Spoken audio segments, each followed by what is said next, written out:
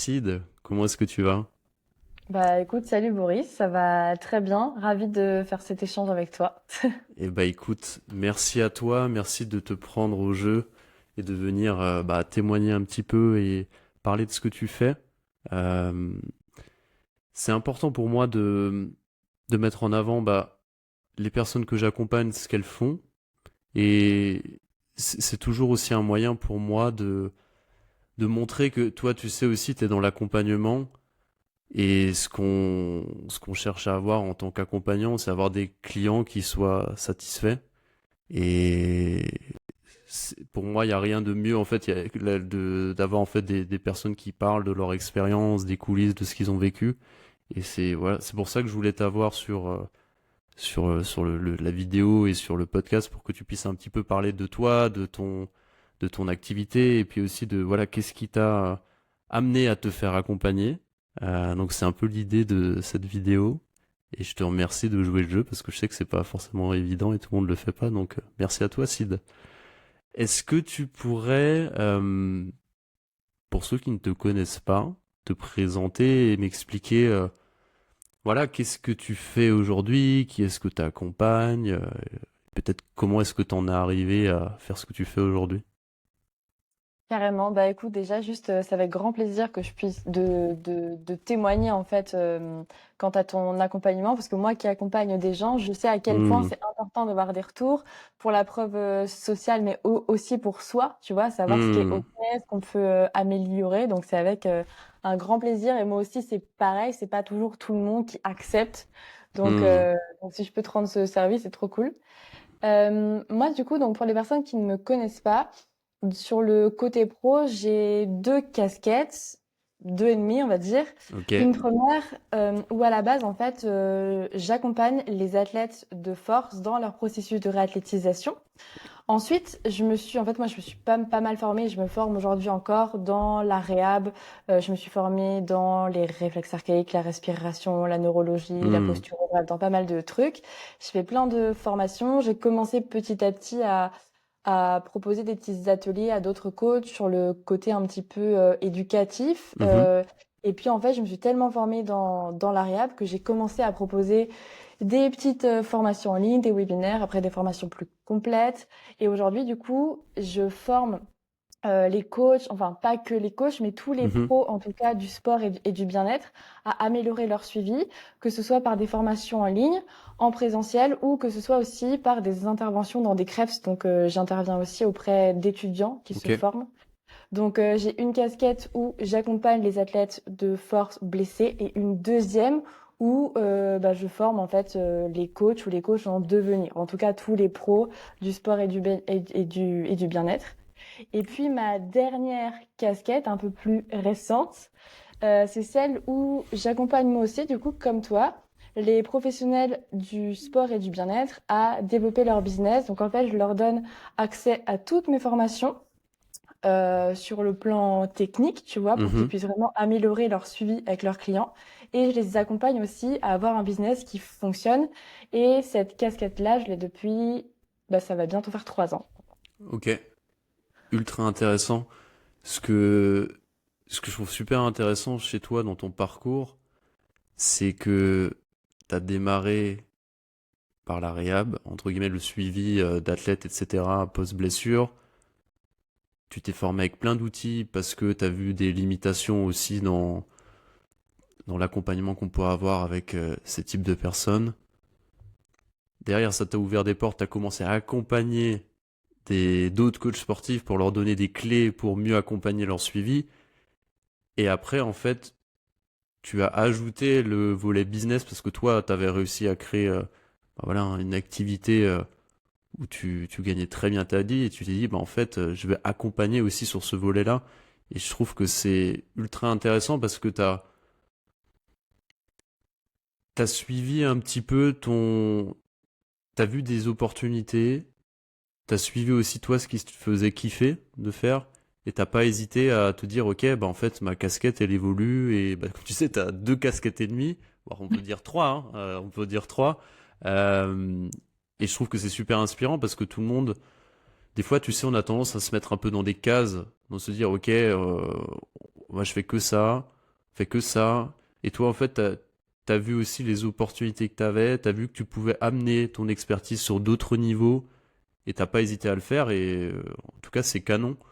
Euh, Qu'est-ce qui t'a amené à, à commencer à accompagner aussi plus récemment? Tu disais que ça fait 3 ans que tu t'accompagnes sur le volet business, les coachs sportifs et les accompagnants du bien-être. Qu'est-ce qui t'a amené à commencer aussi à les accompagner sur le volet business? Parce que tu aurais très bien pu te dire, ok, ça c'est pas pour moi, c'est pour les coachs business ou les formateurs, etc. Qu'est-ce qui t'a fait avoir ce déclic-là? Alors, clairement, à la base, j'avais créé le mentorat, qui était un accompagnement de 9 mois, où je proposais en fait toutes mes formations autour de la réhab de l'humain, tu vois, des formations Ok, sur la gestion des blessures dans le cadre du sport, tu vois. C'était pas des formations qui allaient rendre les gens spécialistes de posturaux, de RA, etc., etc., mais en tout cas, c'était des formations qui avaient pour but de leur amener des clés très pertinentes de manière à pouvoir gérer des petits désagréments avec leurs clients sur le terrain parce qu'on en a toujours. Moi, j'ai jamais eu une seule personne en suivi qui me dise que tout allait bien. Il y en a ok. toujours un qui va avoir une petite tension à l'épaule, au genou, etc. Enfin bref. Du coup, mes formations, enfin le mentorat à la base, c'était ça. C'était ma plus grosse offre, donc un accompagnement à améliorer tes compétences, à améliorer ton suivi avec tes clients sur 9 mois. Et puis, mon offre était vraiment canon. Franchement, il y avait vraiment, enfin, il y a toujours de la qualité dans ces offres-là. Hmm, Mais je me suis rendu compte, et c'était les prémices de mon accompagnement business, que quand je leur demandais, alors, t'as pu mettre des trucs en place avec tes clients, etc., etc., les mecs me disaient, ben non, j'ai pas de clients, ou alors, ben non, c'est des clients de la salle de sport, je peux pas faire ce que je veux avec eux. hmm, Et je me suis dit, bah attends, c'est pas possible, les mecs, ils sont hyper formés déjà de base. Il y en a qui étaient vraiment déjà spécialistes de la kettlebell, de la réhab, etc., etc., et qui voulaient hmm, aller plus loin. Et je me suis dit, enfin, je me suis rendu compte que les personnes étaient hyper compétentes dans leur domaine, mais incapables de se vendre et elles galéraient avec des 35 heures en salle. Et je me suis dit, mais c'est pas possible, ça. Il y en a qui vendent de la merde et qui la vendent très bien. Donc toi, qui es compétent, c'est impossible de pas pouvoir te vendre. Et là, ouais. comme moi, mon business fonctionnait bien, je me suis pas dit direct, vas-y, je vais faire une formation sur ça, mais j'ai commencé à donner des petits tips. Et ça a Hmm, plutôt bien fonctionné. Et petit à petit, j'ai donné de plus en plus de conseils, etc., etc., au sein des formations sans faire payer un supplément. Tu vois, c'était un peu une phase de test, on hmm, va dire. Et je me suis rendu compte que ça marchait bien et je me suis dit, mais tu sais quoi? En fait, il y a un réel besoin. Et ben, ce que je vais faire, c'est que je vais faire en sorte que les coachs qui font appel à moi bénéficient de ma vision et de mon expertise. Donc hmm. aujourd'hui, mon offre, en tout cas le mentorat, ma plus grosse offre, c'est un accompagnement de 9 mois pour les professionnels du sport et du bien-être qui veulent améliorer leurs compétences sur le terrain, leur suivi, mais qui veulent aussi avoir un business qui fonctionne. Hmm.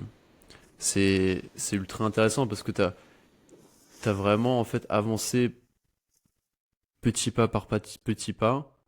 Au début, comme tu disais, tu faisais des accompagnements individuels purement réhabilitation pour les athlètes de haut niveau, donc du coaching one-one entre guillemets, qui marchait bien.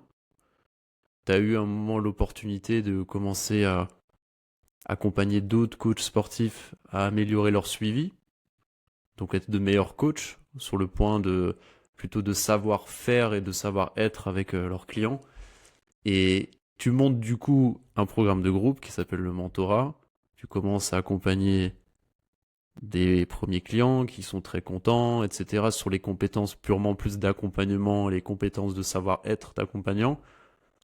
Ils sont super contents, mais ils te disent un truc, c'est qu'en fait, soit ils peuvent pas appliquer vraiment les conseils parce que ils sont, tu vois, dans ce que j'appelle, c'est un peu navrant, tu vois, d'avoir des gens experts qui bossent dans des salles, qui sont sous-payés et qui peuvent pas faire ce qu'ils Ouais. veulent. Ou alors, en fait, ils ont un beau diplôme, ils sont experts, mais ils vivent pas de leur activité, donc ils ont pas de clients. Donc en gros, c'est juste pour eux et éventuellement leur entourage, quoi. Ouais, c'est Et je, ça. Et il y en a plein, il y en a vraiment beaucoup. ouais, t'en vois beaucoup, toi, dans le milieu du coaching sportif, parce que je connais un peu moins le milieu du coaching purement sportif.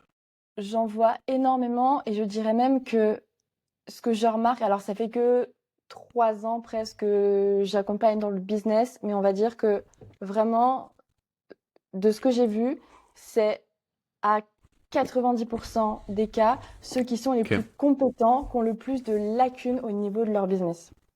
Hmm, ok, c'est intéressant ce point. Moi, je te rejoins un petit peu sur le chiffre des. Tu vois, dans le milieu de l'accompagnement, et il y a des chiffres qui sont sortis, je sais plus exactement. De toute façon, tu peux pas exactement savoir, mais je crois qu'il y a 90% des coachs accompagnants slash thérapeutes qui vivent pas de leur activité ou qui gagnent largement moins qu'un SMIC. Et ça, clairement, en discutant tous les jours avec des accompagnants, en ayant fait moi-même des formations, etc., je le vois très bien. Et tu dis un truc, et c'est peut-être intéressant à creuser. Tu disais, c'est pas forcément les plus doués, les plus experts qui gagnent bien la vie. Est-ce que tu fais un lien entre ça? Donc il y a une espèce de, moi j'appelle ça un peu des fois le syndrome de l'expert, dans le sens où t'es tellement bon, tu veux être tellement spécifique, tu veux tellement montrer que t'as des compétences, etc., que le côté marketing, vente, etc., tu te dis que c'est pas pour toi et que ça marchera tout seul si tu montes juste côté compétent, quoi. Est-ce que c'est ça que tu mets en avant aussi? Je te rejoins assez sur ça. Et puis, il y a ce truc où, puis moi, je me disais ça au début où j'ai commencé et où mon business, ben, clairement, ne marchait pas du tout, tu vois. Mais il y a ce truc où je suis compétent. Moi, mon travail, c'est de faire en sorte que les gens aillent mieux. C'est pas de faire de la pub, de prospecter et de vendre. C'est pas mon travail, ça. Et en fait, les gens se Hmm, bloquent sur ça. Le problème, c'est que certes, t'es coach, kiné, prépa, etc., etc. Mais avant d'être ça, t'es entrepreneur. Et si tu fais rien pour hmm. entreprendre, bah, les compétences que tu as, elles te servent à rien. Je suis 100% d'accord avec toi. C'est vraiment un truc et franchement, moi, c'est un peu comme toi, ça m'énerve. Des fois, je te jure, je discute avec des gens et souvent, tu vois, quand j'ai des échanges des appels de découverte, etc., avec des coachs, des accompagnants. Ah non, le marketing, c'est pas fait pour moi. Ah non, j'ai pas envie de vendre. Franchement, je comprends parce que moi, j'ai aussi eu un peu, tu vois, des fois des challenges avec la vente. Autant le marketing, c'est mon métier, j'en fais ça depuis 10 ans. Mais quand j'ai commencé à accompagner des gens, j'avais ce truc-là de se dire, ok, peut-être qu'effectivement, ça va venir tout seul. Il faut peut-être que j'enlève ma casquette d'entrepreneur, de start-upper. Faut que j'arrête un petit peu cette vibes-là, entre guillemets. Mais la réalité, c'est quand moi j'ai eu des phases où j'enlevais cette casquette-là, où j'étais vraiment dans une espèce d'optimisme. Moi j'appelle ça un peu, tu sais, l'entrepreneur artiste, tu vois, qui fait ce qu'il kiffe. Il partage ses petits trucs sur Insta. Euh, mais qui pense rien d'un point de vue business. C'est genre en mode, j'ai pas du tout envie, c'est pas pour moi le business, j'ai pas envie de jouer à ce jeu-là, c'est sale, c'est mauvais, etc. Ce qui fait qu'en fait, tu te retrouves à un moment donné dans ton business où personne comprend ce que tu fais. C'est, t'as des descriptions genre sur ton profil Insta très vagues, on comprend rien à ce que tu fais. Limite, t'as pas d'offre. Si tu veux, si on veut bosser avec toi, mis à part aller discuter avec toi, et encore, tu sais peut-être même pas ce que tu vends. Surtout, tu vends pas cher, parce que bah, c'est pas bien, faut pas vendre trop cher, j'ai un problème avec la vente. Euh, c'est ce que vraiment, tu vois, j'appelle ça un peu l'entrepreneur, tu vois, artiste, qui a pas envie de jouer ce jeu-là, en opposition, où t'as, à l'inverse, ce que j'appelle, tu vois, l'entrepreneur plus comment on pourrait dire ça, un peu matérialiste ou l'entrepreneur vraiment héroïste qui va chercher à maximiser le profit avant tout, mais qui s'en fout totalement de est-ce que c'est un truc qui me plaît, est-ce que ça fait sens pour moi, est-ce que je me projette, est-ce que j'ai envie de bosser avec ces gens-là. Et tu vois, en tout cas, moi je sais pas toi, mais c'est un peu je pense qu'on est assez raccord là-dessus, c'est un peu la vision que j'ai dans l'accompagnement, c'est que pour moi, un coach, un accompagnant qui veut avoir une activité qui fonctionne, qui est rentable et qui veut prendre du plaisir dans ce qu'il fait, tu as besoin d'incarner le côté business et tu as besoin aussi de te connecter à l'intérieur de toi de qu'est-ce que j'ai vraiment envie de faire, c'est quoi, c'est qui les gens avec qui j'ai envie de bosser, c'est quoi ma vision, qu'est-ce que j'ai envie de créer, quel est l'impact que j'ai envie d'avoir, quoi. Et pour moi, je sais pas ce que t'en penses, toi, mais je crois qu'on est un peu aligné là-dessus, sur cette vision-là du business, quoi. Bah, en vrai, je te rejoins fois 1000 et ce que tu as dit sur l'entrepreneur, je crois que tu as dit l'entrepreneur artiste et Ouais, matérialiste, c'est ça? ouais, Ok. Je pense qu'il faut trouver le juste milieu entre les deux, tu vois, c'est parce ça. que je fais le même constat que toi, c'est que la vente, c'est un problème pour allez, presque, on va dire 100% des personnes que je suis, souvent le fait de vendre. Et en plus, le pire, ce qui est horrible, c'est que les mecs, ils vendent en prenant du plaisir. Ça leur demande pas énormément d'efforts parce qu'ils sont compétents. Ils vendent de la santé, du bien-être et en plus, ils vont demander de l'argent pour tout ça. Mais Hmm, mais quelle horreur dans une société où on a baigné dans le travail, ça doit être un effort. Et en fait, il faut vraiment travailler sur ça, sur la vente, c'est pas malsain, c'est pas malhonnête. Oui, ça peut l'être, mais à un moment donné, quand tu es compétent et que tu apportes vraiment une valeur à des personnes et que tu as un réel impact dans leur vie, et que toi, tu as investi en toi, tu as investi de l'argent, du temps, etc., etc., ben, c'est normal que tu aies un tarif à la hauteur de ce que tu vas apporter. Et ça, c'est hmm, vraiment le fait de vendre qui est extrêmement compliqué. Et je pense qu'il faut vraiment trouver le juste milieu entre l'entrepreneur qui va dire qui est vraiment pas à l'aise avec le fait de vendre et qui au final n'aide personne parce qu'il sait pas se vendre, et celui qui vend de la merde et qui vend très très bien mais hmm, qui est plus dangereux que autre chose. Je pense qu'il faut trouver le juste milieu entre les deux.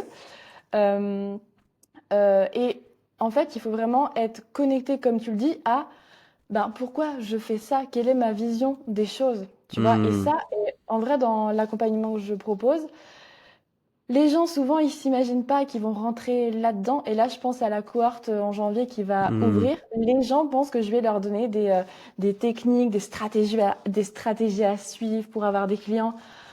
Oui, ils vont avoir des trucs, mais en vrai, si tu vas sur Internet, tu trouves tout ça. Mais ce que je leur donne, c'est surtout des clés pour travailler sur qui est-ce qu'ils sont, quelle est leur hmm, vision des choses, quelles sont leurs forces, leurs faiblesses, vers quoi ils veulent aller.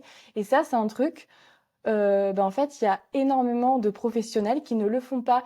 Et au moindre échec, à la moindre difficulté, ben c'est toute leur personne qui est remise en question. Tu vois, c'est vraiment toute leur valeur où ils vont se dire, ah, mais je suis nul, c'est pas fait pour moi. Non, hmm, un échec, c'est pas toi qui es un échec, c'est parce qu'il y a un problème dans le process. Mais quand tu es connecté à ta vision, au cheminement que tu veux prendre, à tes objectifs, à quelles sont tes forces, etc., etc., ben c'est OK et tu avances et tu fais face aux objections clients sans te dire, ah, ben en fait, c'est parce que je suis une merde. Non, tu vois, et ça, c'est un truc qui est super important. hmm. Je suis totalement d'accord avec toi. Je suis ultra raccord. Moi, j'aime bien et tu vas avoir cette vision-là de le succès d'un coach et d'un accompagnant repose sur deux choses. Le l'être, donc c'est vraiment, tu vois, ce travail de qui je suis, quelles sont mes expériences passées, quel est mon réseau actuel, euh, qu'est-ce qu'est ma zone de génie. Pour moi, c'est vraiment, tu vois, un peu l'essence, c'est vraiment la base de la base.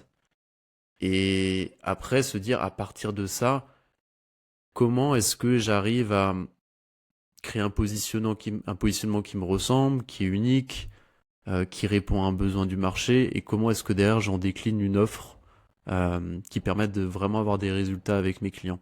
Pour moi, toi, cette partie-là d'être, c'est vraiment la base, c'est vraiment les fondations de ta maison. Et si tu as des fondations qui sont bancales, ça sert même à rien en fait d'aller développer ta stratégie Instagram, de faire des reels, de machin truc, parce que on va tomber sur tes trucs, on comprend rien à ce que tu fais, toi-même t'as pas de direction, on sait pas à qui tu parles, t'as pas d'offre, et et après tu vois effectivement t'as cette partie-là, mais après t'as le côté plus stratégie d'acquisition client où là tu viens parler de marketing, de vente, de copywriting, de gestion d'appels de vente.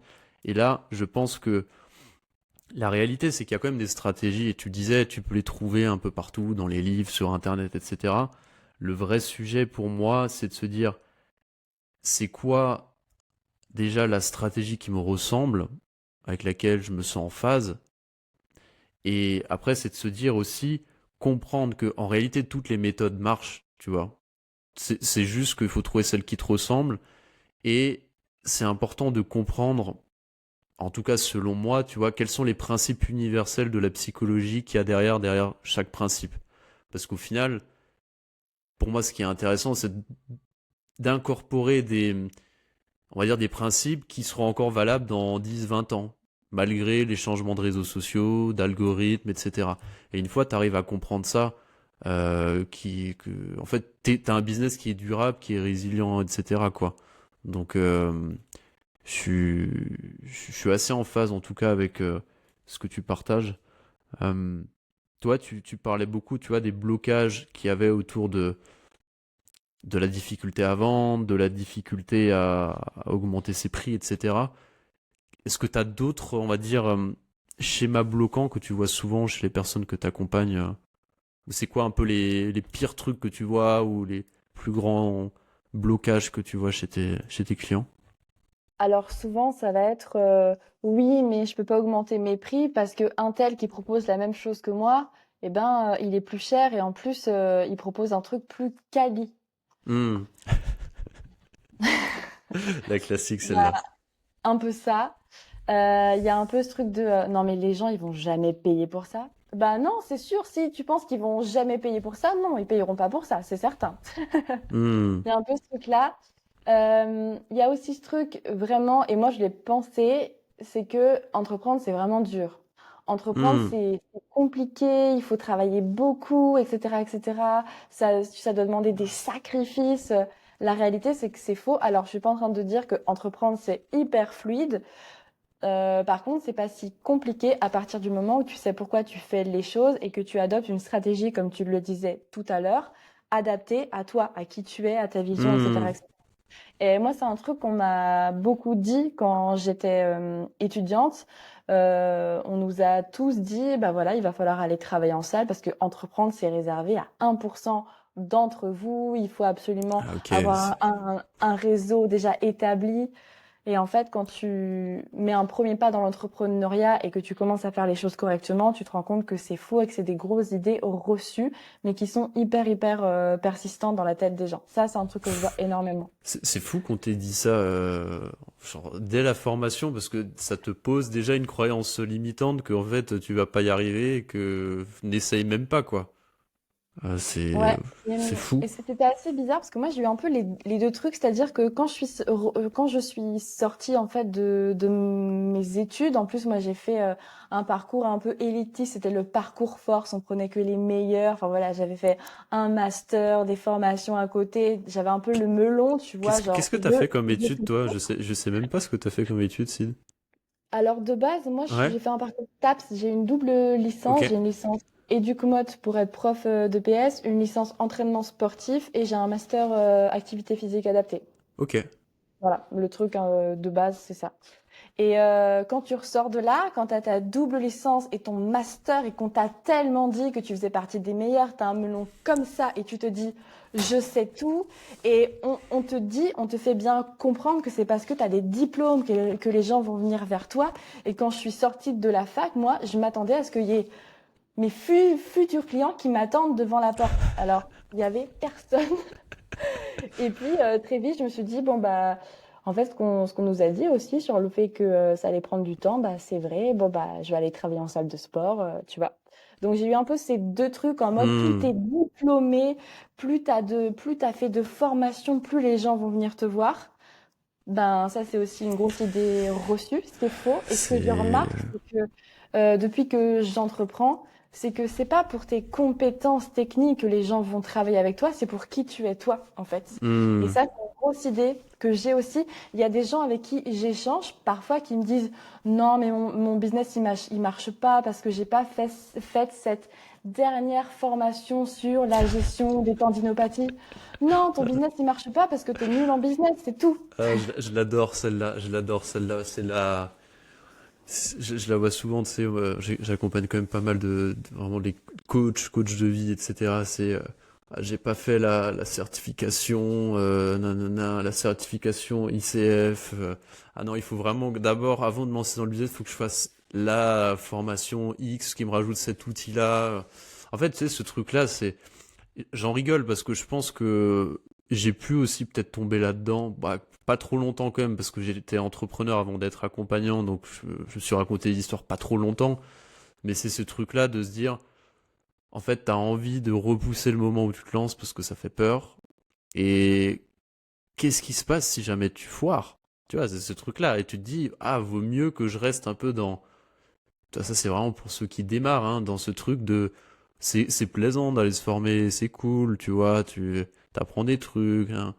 Et pour moi, en fait, je pense que l'entrepreneuriat, c'est pas fait pour tout le monde. Faut vraiment, en fait, avoir envie de se dire, j'en fais une activité, je mets cette casquette d'entrepreneur, ça fait partie du job, ça fait partie du métier. Et il y en a, tu vois, et je pense que c'est plus de la moitié des gens qui vont faire une formation d'accompagnement, de coaching. Ça va juste rester pour eux un truc sympa qu'ils ont fait pour apprendre à se connaître, pour accompagner éventuellement deux, trois proches qu'ils ont. Mais ils vont toujours rester des amateurs. Mais c'est pas dans le sens péjoratif, c'est dans le sens où si t'es coach et t'as pas de clients, est-ce qu'on peut dire que t'es vraiment coach? Pour moi, pas vraiment, tu vois. Mais c'est ok. Et pour moi, c'est c'est juste que c'est important d'être honnête avec soi-même, de se dire que si j'ai envie d'être coach, mais pour autant, j'ai pas envie de faire les efforts qu'il faut pour développer mon activité, pour mettre cette casquette entrepreneuriale, peut-être que ça restera juste une passion et c'est cool.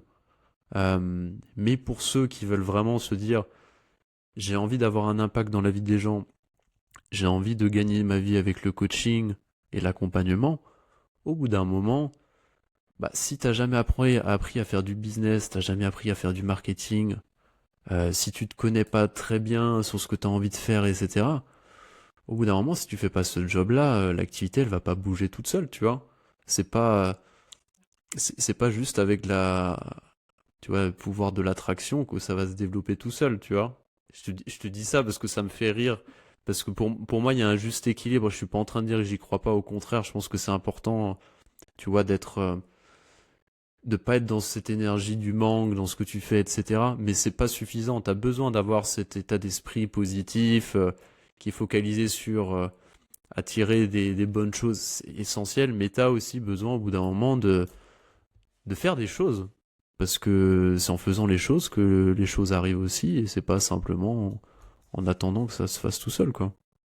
Carrément. Après, je comprends les peurs qu'il peut y avoir derrière certaines personnes, mais moi j'ai eu peur, tu vois, la première fois où j'ai Ouais. pris un accompagnement business, ben ça fait peur parce que tu te dis, purée, ben là je vais sortir 5 000 € si ça marche pas. Mais en fait, à un moment donné, je pense que il faut se jeter à l'eau. Alors, il faut trouver le juste milieu entre hypothéquer sa maison pour se faire accompagner et rien dépenser du tout, parce que je pense qu'il faut quand même un minimum d'investissement temporel et financier pour s'investir dans un process. Mais à partir du moment, et c'est normal d'avoir des peurs, mais à partir du Hmm. moment où tu t'investis un minimum financièrement, temporellement, humainement, et que tu fais appel à, euh, en tout cas, tu rentres dans un accompagnement qui est adapté à toi, ben ça peut que fonctionner. Ouais, je suis d'accord avec toi, c'est normal que ça fasse peur. Et je pense que tu peux très bien développer ton activité sans forcément te faire accompagner, tu vois, avec des bouquins, avec des ressources, etc. Sauf que sans doute ça prendra plus de temps. Parce que tu vas peut-être faire 10 erreurs avant de te rendre compte après un an et demi que en fait il manquait un truc dans ton équation. Euh, pour moi, l'accompagnement, en fait, c'est juste un raccourci. Tu te dis que tu as quelqu'un qui a déjà fait ce que tu veux faire ou construire ou être. Tu lui donnes de l'argent pour gagner du temps. C'est juste ça. Et je pense que tu peux très bien développer ton activité sans te faire accompagner, sauf que ça te prendra peut-être 3 ans, alors qu'un autre, ça lui prendra 6 mois. Mais tu vois, moi, je pense que ça fait partie aussi de la mentalité entrepreneuriale, c'est que tu comprends que voilà, le nerf de la guerre, c'est ton temps. Ton temps est limité et l'argent est une façon de gagner du temps, tout simplement. Voilà. Moi, je pense que Alors, je te rejoins pour dire que je pense qu'on peut développer son activité sans forcément se faire accompagner, mais je me demande à quel point. Parce que je pense qu'à un certain point, si tu vises un objectif en termes de, en termes de qualité de vie, en termes de chiffre d'affaires, je pense qu'à un moment donné, ça va coincer. Et je pense que c'est réservé, en tout cas, c'est que mon avis à moi, mais je pense que c'est réservé à un pourcentage assez faible parce que je pense que pour développer sa propre activité sans faire appel à quelqu'un, je pense qu'il faut être très, très, très solide sur qui tu es. Ah bah moi je suis le premier d'accord avec toi. Je suis le premier d'accord avec toi et je vends de l'accompagnement, je me fais accompagner et je crois à l'accompagnement. Je suis le premier convaincu. Après, c'est sûr que si il y a toujours des gens qui vont réussir sans, c'est juste que ça met beaucoup plus de temps et que tu as beaucoup moins de chances d'y arriver. Et pour autant, il y a des gens qui se font accompagner et peut-être qu'ils vont pas y arriver parce qu'il y a d'autres points qui bloquent. Toi, c'est pas noir ou blanc. Euh, Peut-être du coup, qu'est-ce qui toi, euh, qu'est-ce qui t'a- tu disais bah toi-même bah tu t'es fait accompagner à plusieurs reprises euh, et avant qu'on démarre l'accompagnement ensemble, qui a démarré en septembre hein, dans ces eaux-là, Mhm. comment est-ce Ouais. que tu te voilà qu'est-ce qui a fait que tu bah t'as pris rendez-vous avec moi? Comment est-ce que tu te sentais? Qu'est-ce qui t'a motivé à te faire accompagner? Alors, donc comme tu le disais précédemment, moi j'ai été accompagnée dans mon business. J'arrivais à la fin d'un accompagnement, en fait, Ok. qui m'avait apporté des choses et c'était très très cool, mais qui m'en avait pas apporté d'autres. Et j'étais dans un challenge où j'avais envie d'aller plus loin dans ce que je proposais. Je sentais que j'avais des idées de projets naissants, mais que j'avais du mal à les mettre en place. Je manquais de Hmm. clarté. Et l'accompagnement dans lequel j'étais précédemment m'apportait plein de choses, mais Mhm. m'apportait pas forcément ce truc. Et puis moi, j'ai vraiment la tête dans le guidon et prendre du recul sur ce que je fais moi, c'est extrêmement compliqué. Et j'ai ce besoin d'être accompagnée pour ça, pour pouvoir prendre du recul sur ce que je fais, etc., etc. Et j'avais vraiment ce besoin-là d'avoir plus de clarté et d'être au clair sur un peu les stratégies à mettre en place pour passer à l'action et avoir un projet clair à venir. Et puis j'avais la cohorte du mentorat, la cohorte 2 qui se terminait, puis j'avais à cœur de remplir la prochaine avant de partir à l'étranger. J'étais un peu dans une Ok. urgence, j'arrivais en fin d'accompagnement. Et comme je te connaissais déjà ben, d'avant, on avait échangé sur la respiration, les RA. Et j'ai vu que tu faisais du business et c'est ça qui a vraiment collé, c'est que je me suis dit, ok, il a une approche très humaine. Hmm. Il voit vraiment l'individu dans son ensemble et c'est pas la technique pour faire 100 000 € de CA en 2 semaines. Tu vois, c'est La pas ça, c'est fameuse. vraiment tu as vraiment une approche très holistique, que ce soit Hmm. dans ton accompagnement sur la respi, mais aussi dans ton accompagnement business. Et c'est Hmm. vraiment un truc qui colle avec ma vision. Et je me suis dit, bon ben, let's go. Ok, super intéressant. Donc toi, c'est vraiment en fait, bah, déjà ce qui est intéressant, c'est que toi, c'est pas la première fois que tu te fais accompagner et t'as vu les bénéfices. Et c'est pour ça que tu proposes aussi de l'accompagnement, c'est que tu vois qu'à chaque fois, ça te fait gagner du temps et t'as énormément de bénéfices. Donc toi, essentiellement, tu dis ouais, t'avais un manque de clarté et t'avais besoin ouais, de remettre à plein un peu ta stratégie pour remplir la cohorte que tu lançais pour la prochaine année, quoi. C'est toi, ça se répercute comment concrètement le manque de clarté au quotidien? Comment est-ce que c'est quoi comment tu te Bah, sens quand t'as pas de disons clarté? que disons que j'ai plein d'idées, et puis on l'a vu hier, on en parlait ensemble, j'ai plein d'idées qui sont trop cool, et j'ai un peu du mal à les poser au clair sur un papier, d'autant plus que je prends mes notes sur Notion, brouillon, un livre, et rien n'est sur le même lieu, tu vois, donc je m'y perds. Et du coup, le fait de ne pas avoir de clarté, ça se répercute vraiment sur le fait que euh, j'ai plein d'idées en tête pour améliorer les choses et j'arrive pas. En fait, je suis tellement dedans que j'arrive pas à prioriser les actions et du coup, je fais un petit peu tout en même temps et rien à la fois et ça avance lentement, trop lentement. Ok, c'est intéressant, ouais. Donc en gros, c'est que tu t'éparpilles un petit peu et tu peux partir un peu dans, voilà, tu perds un peu de temps. Et le fait d'avoir concrètement un regard extérieur, c'est ça aussi l'accompagnement, ça te permet d'avoir un cadre, et d'avoir de la structure et tu vois, d'avoir un peu avoir quelqu'un qui regarde un peu tes angles morts, quoi. Exactement, mais c'est vraiment hyper important et seule, j'arrive pas à le faire et puis, en fait, tu sais, quand tu es tellement dans le truc, c'est tellement compliqué de s'extirper et d'être objectif, mais là, toutes les semaines, on se parle et puis à chaque fois, il y a vraiment un temps de: «OK, comment je me sens là? Qu'est-ce que j'ai accompli cette semaine? Quelles ont été mes victoires? Quels ont été mes freins? Qu'est-ce que je veux pour les jours à venir? Qu'est-ce que je peux faire? Qu'est-ce que je peux mettre en place? Quelle est ma Hmm. prio?» Et en fait, vraiment, le fait de se reconnecter à tout ça, toi, d'avoir la chance d'avoir ton point de vue très extérieur, ça permet vraiment de se recentrer sur ben, l'important, qu'est-ce qui est important et qu'est-ce que je peux venir mettre en place. Et ça, seul, moi, en tout cas, je peux pas le faire. Ok. Et je voulais rebondir sur le côté stratégie. Euh, Tu disais que ouais, tu avais un peu du mal à mettre en... Est-ce que c'est mettre en place ta stratégie? Mais voilà, sur le côté stratégique, euh, c'était quoi ta stratégie? Comment est-ce que tu faisais? C'était quoi ta stratégie à l'époque pour trouver des accompagnements, remplir tes cohortes, etc. Dans le business, Ouais, dans le business, ouais. ok. Euh, Globalement, c'est ce qu'on a fait jusqu'à présent, Hmm, en un peu moins poussé, c'est-à-dire que je partageais du contenu sur les réseaux, j'échangeais avec les gens par hmm, message et je remplissais mes cohortes via en fait souvent via des mails d'annonces. Et voilà, hmm. mais ça me demandait beaucoup de temps. Et là, ce qu'on a mis en place ensemble, ça a été des appels. Et pour le coup, c'est la première fois que j'ai mis en place des appels de vente. Et ça m'a fait gagner un temps incroyable. En un mois, le mentorat était plein.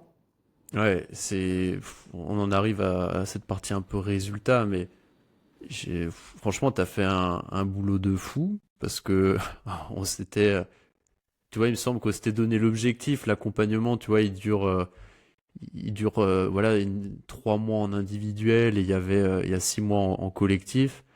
L'idée, c'était d'arriver on s'est dit quoi, en décembre, avec au moins 80% de ta cohorte remplie. C'est ça, il me semble, hein. Ouais. Ouais, Et c'est ça. quoi, en un mois, t'avais Même rempli pas, tout. un peu moins. Ouais, un petit peu moins de un mois, ouais. Tout était plein, j'étais waouh. Et sur les 10 appels de vente, j'en ai réussi 7. Tu vois, le taux de conversion, il est assez énorme. Ouais, t'as un sacré taux de closing, franchement, canon, et je pense que tu rôdes très bien, du coup, bah, tes appels de closing, et comme tu disais, t'avais aussi instauré une marque personnelle qui était forte sur tes réseaux, il y a vraiment de la confiance, parce que toi, t'as même une activité de réhab qui marchait bien, donc je pense que ça participe aussi au fait que, bah voilà, ça a été fluide, quoi. Euh, donc ouais, et concrètement, c'était quoi en termes de répercussions? Là, sur ta cohorte, sur l'année, ça représente combien en termes de chiffre d'affaires, entre guillemets? Il faut que je calcule. Exactement. En gros, sur l'année, ça fait... Non, attends, je calcule très mal. Fois, en gros, sur l'année, juste pour le mentorat, sachant que à côté, j'ai des accompagnements Hmm. individuels, la réhab, les séminaires, etc., ça me fait un peu moins de 40 000 euros. Ouais, c'est canon. Ouais. Franchement, en un mois, c'est c'est assez dingue. Donc, franchement, c'est assez canon. Euh, qu'est-ce que ça a changé concrètement un peu pour toi là, tu vois? Qu'est-ce que t'en as, qu'est-ce que t'en as tiré un peu, tu vois? On n'a pas encore fini l'accompagnement ensemble. Il reste encore un petit peu de temps, mais voilà, comment est-ce que tu te sens depuis qu'on a démarré l'accompagnement, suite à ces résultats? Qu'est-ce que t'en tires, toi, concrètement, comme enseignement? Alors, déjà, j'en tire que tu vois, l'année dernière, dans la cohorte 2, j'avais des idées d'évolution pour le mentorat, mais c'était loin. Je me disais que bah, j'allais devoir remplir ma cohorte 3, j'allais devoir peut-être trouver des nouvelles personnes pour les projets à venir. Ça allait peut-être être un peu long, tu vois, un peu chiant. Voilà, ça Hmm. allait me demander pas mal de travail. Là, en fait, j'ai rempli le mentorat en 3 semaines et demie. Et là, je suis en train de me dire, OK, le projet qui me tient le plus à cœur, le mentorat version 3.0, on va dire, tu vois. Mais en fait, là, je suis concrètement en train de le mettre en place Hmm. pour 2026, alors qu'on est en 2024, tu vois. Donc, j'ai vraiment des projets qui se concrétisent, sur lesquels je commence à travailler dès maintenant. Et ça me donne vraiment cette confiance sur, bah, en fait, si je veux trouver des gens, je peux, c'est simple, tu vois? J'ai vraiment Hmm. ce truc-là. Alors simple, c'est peut-être pas le mot, mais en tout cas, c'est pas si complexe. Les appels de vente, ça a vraiment changé tout pour moi. Alors après, les appels de vente, en tout cas, moi, j'en ferai pas, je pense, sur des offres beaucoup plus basses, tu vois, mais Hmm. en tout cas, sur des offres premium, Ouais. bah pour moi, ça fait une différence énorme. Et ça, c'est un truc où je me dis, vas-y, tu sais quoi, là, si demain, je voulais trouver 7 personnes en plus, je pense que je pourrais sans trop de problèmes.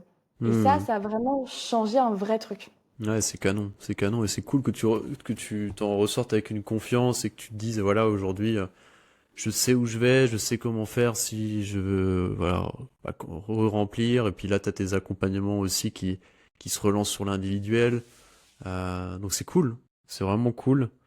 Euh, Et ouais, vas-y. Et, et surtout, le mentorat, dans mon idée, c'était un projet évolutif, tu vois. En tout cas, chaque année, j'essaie de prendre en compte les feedbacks des anciens clients pour améliorer les choses. Et là, ça me permet vraiment de me dire, OK, j'ai les fonds pour louer des lieux, pour payer des gens pour qu'ils travaillent en collaboration avec moi et créer un Hmm. truc avec un impact fort et aider encore plus de monde. Donc, clairement, ça me permet d'avoir un projet qui est de plus en plus fort. Ouais, c'est génial, t'arrives à passer de je fais tout toute seule à j'ai un projet aussi qui me dépasse, j'arrive à collaborer avec d'autres personnes, j'arrive à investir aussi bah, dans des lieux, dans du matériel, etc. Donc non, franchement, c'est canon. Et bah écoute, bravo en tout cas pour ces résultats. Et puis bah j'ai hâte de voir encore la suite parce que c'est pas terminé. Et tu vois, on bosse notamment bah toi sur tous les projets aussi de contenu long où tu es en train de développer ton podcast, ta chaîne YouTube, etc. Donc ça annonce aussi des trucs sympas.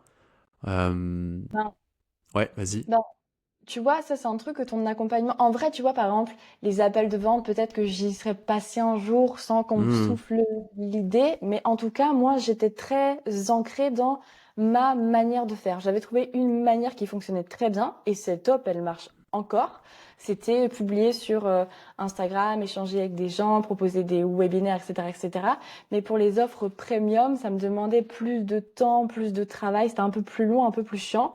Et là, le fait d'avoir travaillé avec toi, ça m'a ouvert des portes auxquelles j'aurais pas pensé avant, notamment les podcasts. Donc j'avais déjà un pod, mais un peu de côté, je hmm, m'en occupais pas trop. Bah là, en fait, ça m'a amené un truc de, ok, ben peut-être que je peux expérimenter un peu plus le podcast, YouTube, etc., etc. Et ça m'a amené un peu un nouveau souffle. Et de ce nouveau souffle, j'ai eu d'autres idées de projet, tu vois. Alors, pas un projet en plus, mais hmm. qu'est-ce que je peux incrémenter en plus dans ce projet-là? Et ça, c'est un truc que j'aurais pas eu seul. Super, super. En tout cas, merci Sid d'avoir pris le temps de témoigner, de partager un peu ton expérience. Et c'était cool aussi de, tu vois, d'avoir un peu cet échange là sur l'accompagnement, vu que toi aussi tu fais de l'accompagnement business. Et je pense qu'on est assez raccord hein, sur nos façons de voir le business et façons de faire. Donc je te remercie. Et puis je mettrai aussi voilà les références de ce que tu fais hein, dans la vidéo, comme ça les gens pourront aller suivre un peu ce que tu fais. Et puis voilà, je crois qu'on est tout bon. Est-ce que tu voulais partager un dernier mot? Ben, juste pour les personnes qui nous écoutent et qui hésitent à se faire accompagner par toi ou par d'autres, peu importe, ben, juste que j'ai remarqué en un peu plus maintenant de 5 ans d'entrepreneuriat, c'est que quand tu te fais accompagner, tu gagnes énormément de temps et tu gagnes aussi beaucoup en ressources mentales et en vision des choses. Le fait d'être confronté à d'autres gens, tu ouvres ton esprit énormément plutôt que d'être tout seul dans ton coin Hmm. à vouloir reproduire des trucs que tu as pu lire. Donc vraiment, même si tu as un accompagnement qui te fait pas forcément augmenter ton CA, dans tous les cas, ça va t'apporter quelque chose et ce sera bénéfique. Donc pour les gens qui hésitent à se faire accompagner, en vrai, allez-y parce que ça vous apportera forcément un truc. Et Ouais. puis je terminerai par te remercier du coup de m'avoir invité ici pour échanger avec toi. Eh ben écoute, merci beaucoup Sid et je rebondis sur ton mot de la fin parce que t'as totalement raison au-delà juste du CA etc. Bah qui est essentiel hein.